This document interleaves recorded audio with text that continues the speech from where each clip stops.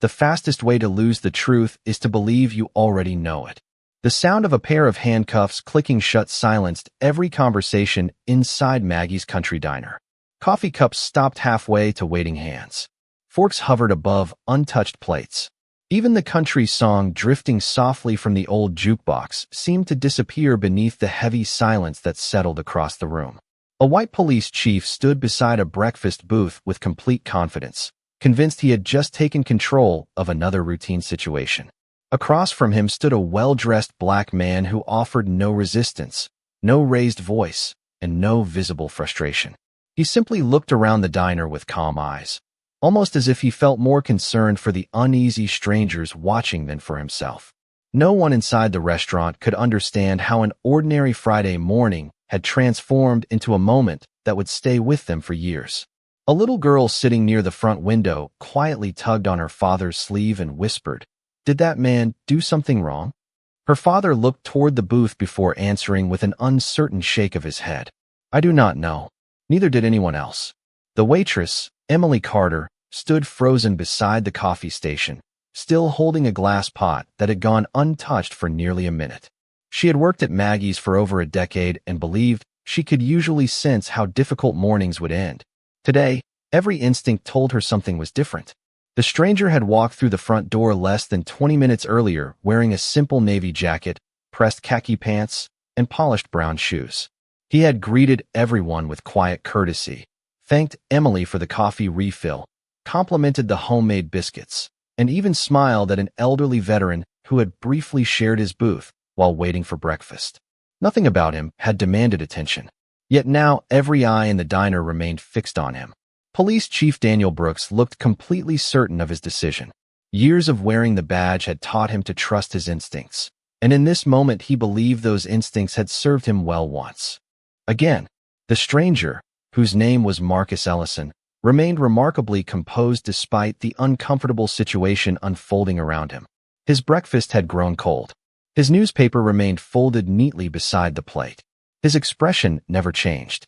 Outside the large front windows, morning sunlight reflected across the parked cars lining Main Street, while another dark sedan quietly turned the corner several blocks away. No one inside noticed. Their attention never left Booth 7, where the room itself seemed to be holding its breath. Daniel glanced briefly toward the curious customers before returning his attention to Marcus. The silence felt heavier with every passing second. Some people assumed they were witnessing another ordinary police encounter. Others quietly wondered whether something important had been overlooked. Marcus slowly lifted his eyes toward Daniel and spoke with the same calm respect he had shown since arriving. "Chief," he said gently, "first impressions have a remarkable way of shaping the rest of the day." Daniel answered without hesitation. "Sometimes they also prevent bigger problems." Neither man realized that before this breakfast was over, everyone inside Maggie's country diner would discover which one of those two statements carried the greater truth. 40 minutes earlier, Ashford looked like hundreds of other small American towns waking up to another peaceful Friday morning.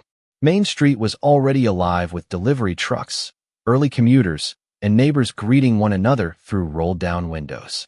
The scent of fresh coffee drifted onto the sidewalk from Maggie's country diner as the first rays of sunlight reflected across its large front windows. Marcus Ellison parked his dark gray rental sedan across the street, checked the time on his watch, and smiled quietly to himself. He had been driving for nearly 9 hours with only a few short breaks, and breakfast sounded far more appealing than another cup of gas station coffee. Dressed in a simple navy jacket, pressed khaki pants, and polished brown shoes, he blended effortlessly into the ordinary rhythm of the town. Nothing about his appearance suggested that his schedule for the morning carried unusual importance.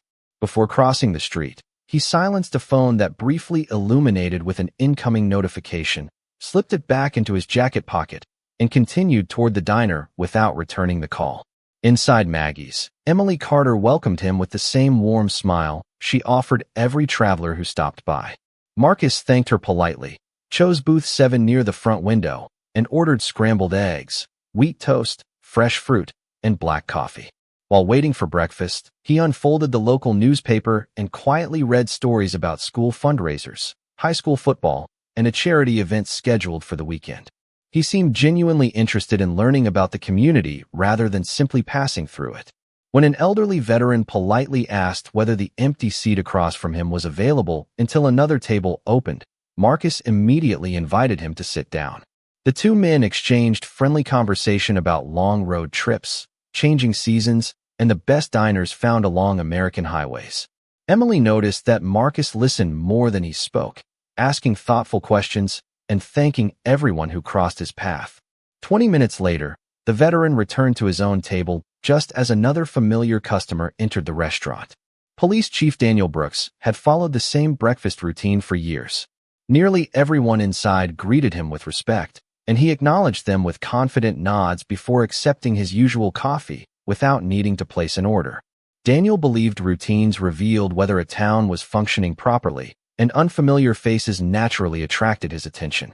As his eyes moved across the room, they settled on Marcus sitting quietly beside the window. The chief paused for a moment.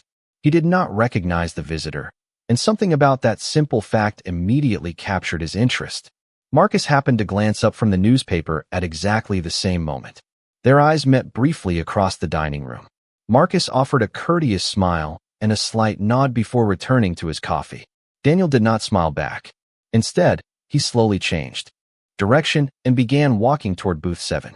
Around the diner, conversations continued without interruption because no one believed anything unusual was about to happen. Emily refilled a nearby coffee cup. The cook called out another breakfast order from the kitchen. Outside, a delivery truck rolled past the front windows without slowing down.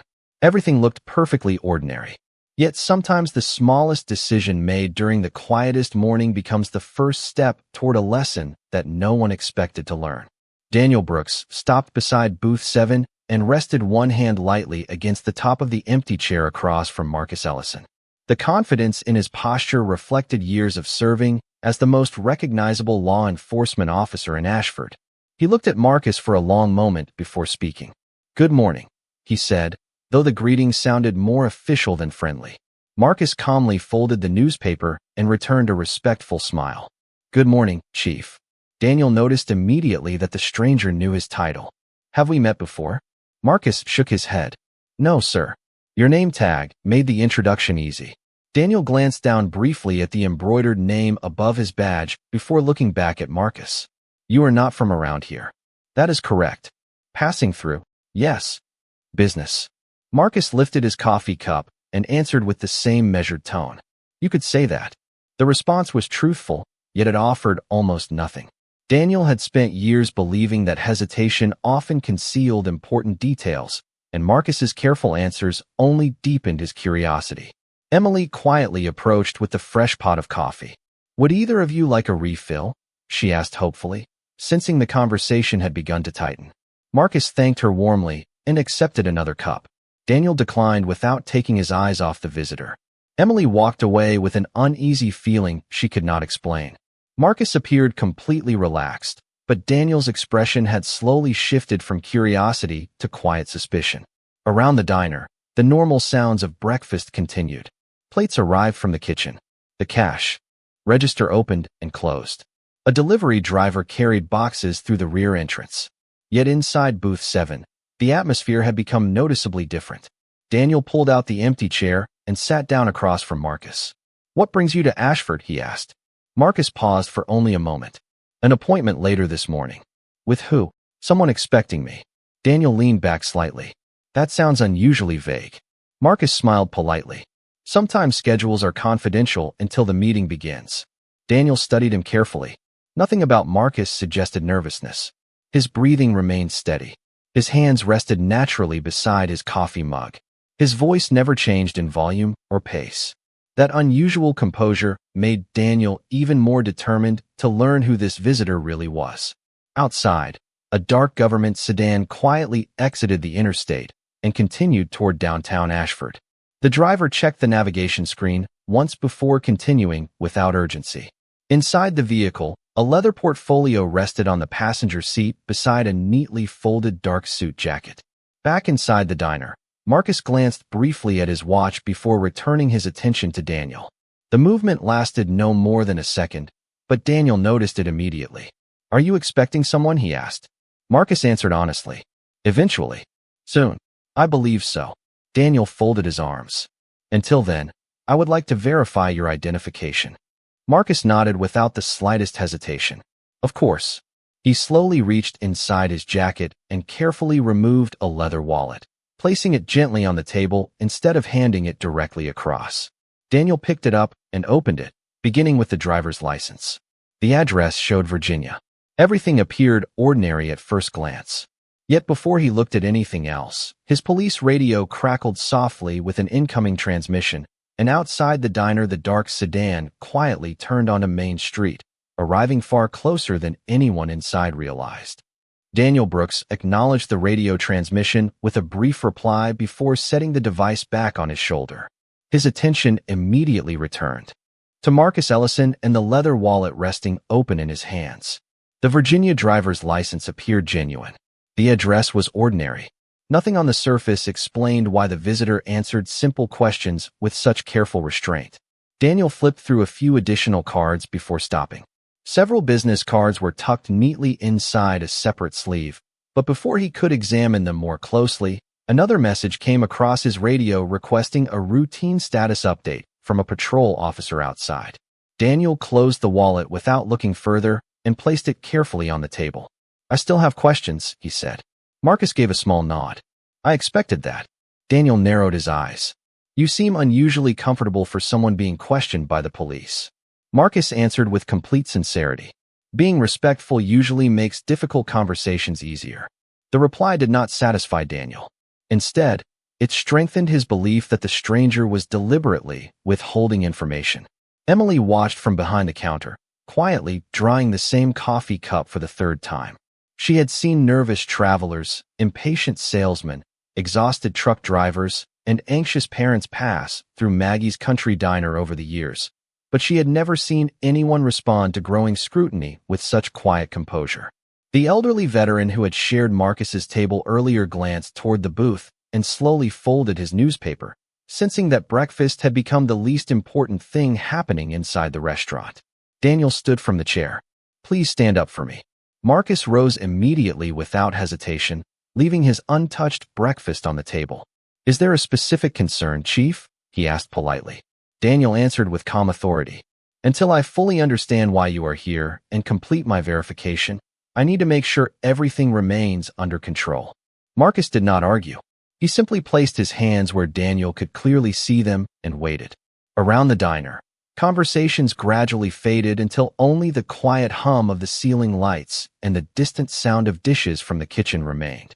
A young boy looked toward his mother with confused eyes, but she gently encouraged him to keep eating without saying a word.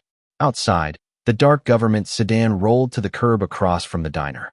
The driver remained inside for a moment, checking the time before making a brief phone call. Less than a minute later, another dark vehicle appeared behind it. Neither car displayed emergency lights or official markings that would attract attention. Back inside, Daniel looked directly at Marcus. For everyone's safety, I am temporarily detaining you while we verify your identity. Marcus met his gaze without changing expression. I understand your responsibility. Daniel carefully applied temporary restraints using standard procedure while Marcus remained fully cooperative, making no sudden movements and offering no resistance. The soft metallic click echoed through the silent diner with surprising weight. Emily lowered her eyes. The veteran slowly removed his cap and held it in his hands. Marcus looked once toward the front window, where the reflection of two dark vehicles had just appeared in the morning sunlight. A faint, thoughtful expression crossed his face, not because he felt relieved, but because he knew the next few minutes would reveal far more about everyone else in the room than they would ever reveal about him. The quiet inside Maggie's country diner grew heavier with every passing second. No one returned to their breakfast. Fresh coffee continued to steam inside forgotten mugs while the aroma of warm biscuits drifted through the room unnoticed. Police Chief Daniel Brooks stood firmly beside Marcus Ellison, convinced that patience and procedure would soon confirm the judgment he had already made. Marcus remained composed, his attention drifting briefly toward the front windows before settling once again on Daniel. There was no resentment in his expression, only a calm awareness that the morning had reached a point where every decision mattered. Outside, the The first dark sedan remained parked along the curb. A man wearing a charcoal gray suit stepped onto the sidewalk, checked the address on his phone, and looked toward the diner. He did not rush inside. Instead, he quietly spoke into a small communication device before waiting near the entrance. Moments later, two more dark government vehicles rolled onto Main Street and parked several spaces behind the first. Their arrivals were so smooth and orderly that most people inside never noticed them. Daniel's portable radio interrupted the silence. The patrol officer running Marcus's information sounded noticeably uncertain. "Chief, I am getting something unusual." Daniel answered immediately. "Go ahead. The driver's license checks out, but the employment records are unavailable through local access. The system is directing me to contact a federal administrator for verification." Daniel frowned. "Run every available database." "I already have." State records return the same notification. Daniel looked toward Marcus with renewed suspicion rather than hesitation. "Interesting," he said quietly. Marcus responded with the same measured voice he had maintained from the beginning. "Sometimes limited access simply means the information belongs somewhere else." Daniel folded his arms. "Or it means someone is hiding something." Marcus offered no reply. Emily noticed that silence more than any spoken answer. It was not the silence of fear. It was the silence of someone who understood that truth never becomes stronger by arguing. The elderly veteran sitting nearby slowly adjusted his glasses and continued watching without saying a word. Years earlier, he had learned that genuine authority often arrived without unnecessary attention. Through the front windows, the suited man finally opened the diner door and stepped inside. He scanned the room once before his eyes settled on Marcus. For a brief moment, unmistakable recognition crossed his face. Then he noticed Daniel standing beside him and stopped where he was. Daniel turned toward the newcomer. "Can I help you?" The man answered politely. "I am here to meet someone." "You will need to wait," Daniel replied. "This is an active police matter." The visitor glanced toward Marcus. Their eyes met for only an instant. Marcus gave the slightest, almost invisible shake of his head. The suited man understood immediately. Without another word, he nodded respectfully and stepped back near the entrance, quietly waiting instead of interrupting. Emily noticed the exchange. So did the veteran. Neither understood what it meant, but both sensed they had just witnessed something important. Outside, another suited woman exited one of the government vehicles carrying a secure leather portfolio. She looked toward the diner, checked the time, and began walking calmly toward the front door. Inside, Daniel remained certain that he controlled every part of the situation. Marcus simply waited with extraordinary patience, while beyond the glass windows the pieces of a much larger story were quietly moving into place, only moments away from changing the meaning of everything that had happened since breakfast began. The woman carrying the leather portfolio stepped through the front door with measured confidence, her attention immediately drawn toward the quiet scene surrounding Marcus Ellison. She slowed almost instinctively when she noticed the temporary restraints and the unusual silence filling the diner. Before she could speak, the suited man near the entrance gave her a subtle glance that seemed to communicate an entire conversation without a single word. She acknowledged it with the slightest nod and remained where she was. Police Chief Daniel Brooks noticed both newcomers almost immediately. "Can I help either of you?" he asked in a firm but professional tone. The woman answered politely. "We are here for a scheduled meeting." Daniel looked from her to Marcus and back again. "With who?" She smiled courteously. "The appropriate person will know when the time is right." The response only deepened Daniel's suspicion. Marcus listened quietly, showing no surprise whatsoever.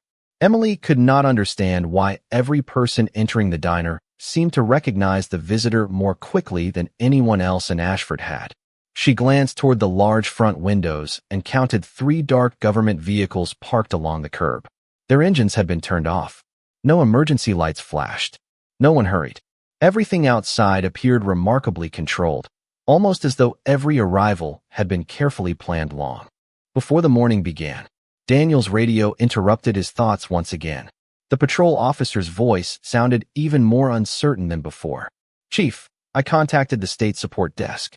They confirmed the employment records are protected under federal authorization. They advised us not to continue searching through local systems." Daniel frowned. "Did they explain why?" "No, sir. They only instructed us to wait for federal representatives already assigned to the matter." Daniel slowly lowered the radio. Around him, the room remained completely still. Marcus looked toward him with the same composed expression he had carried from the beginning of the encounter. "Chief Brooks," Marcus said gently, "there are moments when patience provides more answers than pressure." Daniel shook his head. "I prefer facts." Marcus nodded. "So do I." The brief exchange lingered in the air. The elderly veteran quietly leaned back in his chair, sensing that the conversation had reached an invisible turning point. The little girl near the front window stopped coloring and looked curiously toward her father. He offered a reassuring smile, though even he could not explain what everyone was witnessing. Outside, another government vehicle pulled into an empty parking space. Two professionally dressed men stepped out carrying slim document cases instead of briefcases, exchanging only a few quiet words before walking toward the diner with calm, deliberate steps. Inside, the first suited man checked his watch, then looked respectfully toward Marcus once again. This time Marcus gave the slightest nod. The man immediately straightened his jacket as though receiving silent permission to move forward. Emily noticed the change and felt a chill run through her arms. Something significant was about to happen. Daniel remained convinced that he was only minutes away from confirming his suspicions. Marcus, however, appeared to understand an entirely different clock. He looked once toward the morning sunlight shining through the front windows before quietly saying, almost to himself, "The truth always arrives on time." At that exact moment, the front door opened once more, and 3 federal officials entered together with calm authority, their eyes immediately settling on the man standing quietly beside booth 7. The 3 federal officials walked forward with quiet confidence, their polished shoes echoing softly across the wooden floor until they stopped a respectful distance from Marcus Ellison. None of them looked surprised by the temporary restraints. Instead, their expressions reflected disciplined professionalism, as though they had been trained to focus on facts before emotions. The senior official stepped forward first and spoke in a clear, steady voice that carried effortlessly through the silent diner. "Good morning, Director Ellison. We apologize for our delayed arrival. Traffic near the county line slowed the motorcade." For a brief moment, no one reacted. The words seemed almost too unexpected for the room to process. Then Emily slowly lowered the coffee pot she had been holding. The elderly veteran quietly removed his glasses and stared across the diner. The young father near the entrance looked from Marcus to the federal officials and back again, trying to understand what he had just heard. Police Chief Daniel Brooks remained completely still. His confident expression faded as he looked from Marcus to the senior official. "Director," he repeated quietly, almost unable to believe the title. The official reached inside his jacket, removed a federal credential holder, and presented it with calm precision. "Special Agent David Reynolds, Federal Bureau of Investigation. We are assigned to accompany Director Marcus Ellison during today's confidential leadership assessment." Daniel accepted the credential with careful hands. Every detail confirmed its authenticity. Before he could ask another question, the woman carrying the leather portfolio stepped beside Agent Reynolds and spoke respectfully toward Marcus. "Director, the assessment team has assembled at police headquarters. They are waiting for your arrival whenever you are ready." Marcus acknowledged her with a slight nod, but made no effort to move. Instead, he looked first toward Daniel. The silence between the 2 men carried far more weight than any raised voice ever could. Daniel slowly returned the credential to Agent Reynolds. "Why did you never tell me who you were?" he asked. Marcus answered with the same calm dignity that had defined every moment since breakfast began. "Because the purpose of an unannounced leadership assessment is to observe authentic decisions before titles influence behavior." No one inside the diner spoke. Every conversation from the past 40 minutes suddenly connected into a single unmistakable picture. The restricted database, the government vehicles, the carefully timed arrivals, the respectful glances exchanged by the suited officials. Even Marcus's patient answers now carried an entirely different meaning. Daniel lowered his eyes briefly, realizing that every decision he had made had unfolded in front of the very person assigned to evaluate leadership within his department. Marcus continued speaking in a gentle voice. "Chief Brooks, authority is most meaningful when it is exercised with patience, fairness, and a willingness to seek every fact before reaching a conclusion." His words sounded neither accusatory nor triumphant. They reflected disappointment more than judgment. Agent Reynolds quietly waited while the room absorbed the revelation. Emily noticed that Marcus never smiled in victory. He never displayed satisfaction. Instead, he looked around the diner at the ordinary people whose peaceful breakfast had unexpectedly become part of an unforgettable lesson. Finally, Marcus inclined his head toward Agent Reynolds. "Let us continue with today's work," he said softly. "The goal has never been to embarrass anyone. The goal has always been to strengthen the trust that every community deserves from those who serve it." Marcus Ellison looked at Chief Daniel Brooks for another quiet moment before turning slightly toward Agent David Reynolds. "Please remove the restraints," he said in a calm voice. There was no trace of anger in his words. No demand for public humiliation. No desire to prolong an uncomfortable moment. Daniel hesitated only briefly before carefully removing them himself. The soft click echoed through the diner once again, but this time it carried an entirely different meaning. Marcus gently adjusted the sleeve of his jacket as though nothing extraordinary had happened. "Thank you, Chief," he said with genuine courtesy.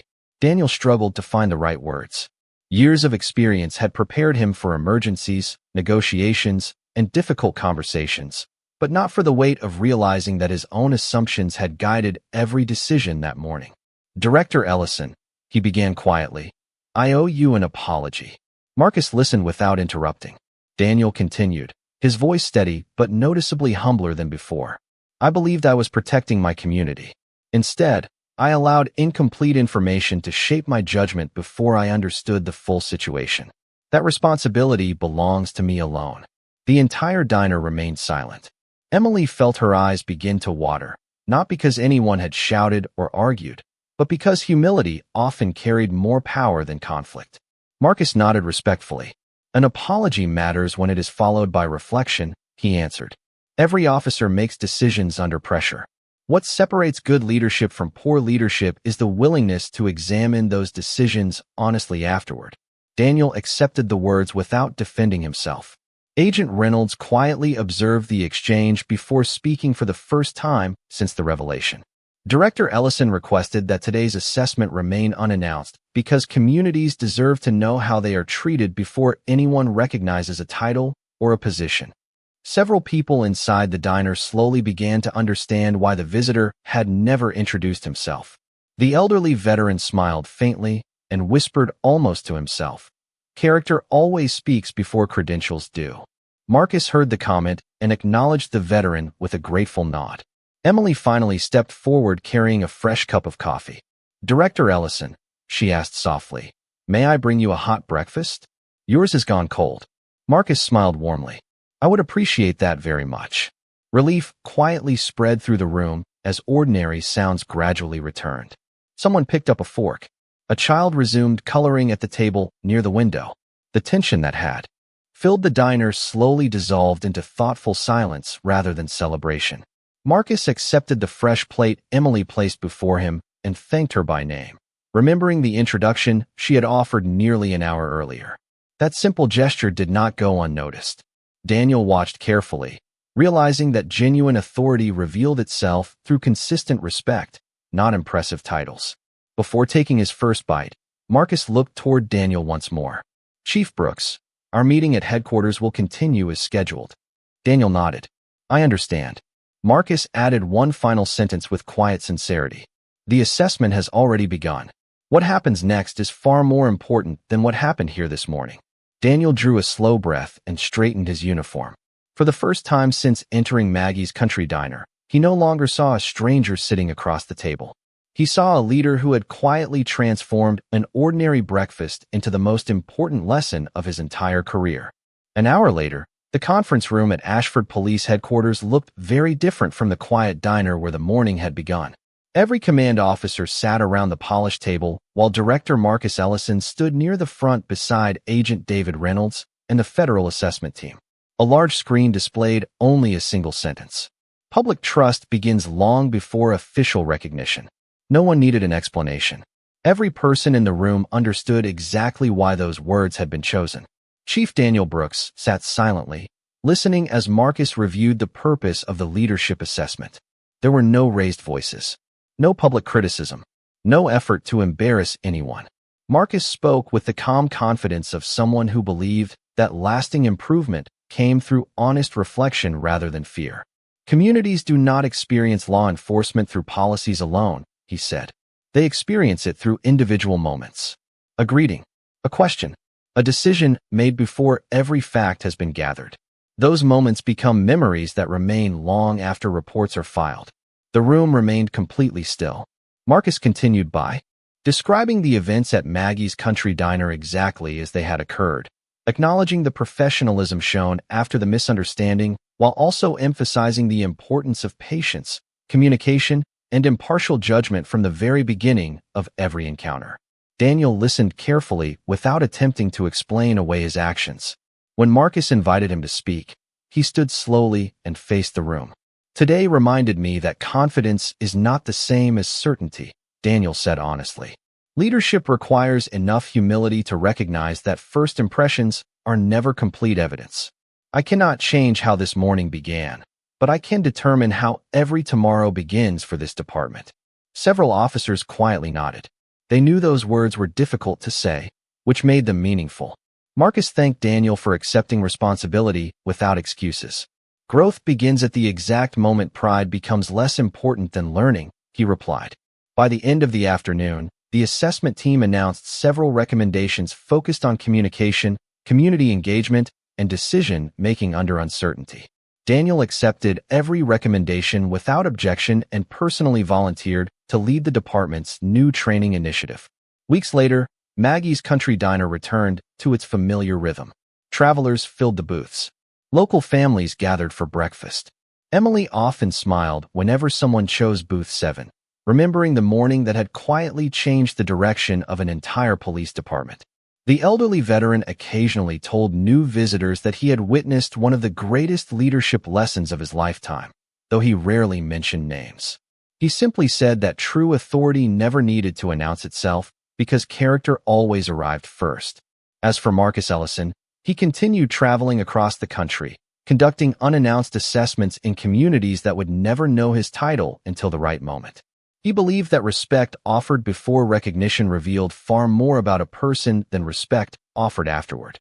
Long after the government vehicles disappeared from Main Street, people in Ashford remembered that remarkable breakfast, not because a powerful official had entered a small-town diner, but because one quiet morning proved that the strongest badge any leader can carry is fairness, the greatest authority is humility, and the kind of justice that changes lives always begins with seeing the person before the position.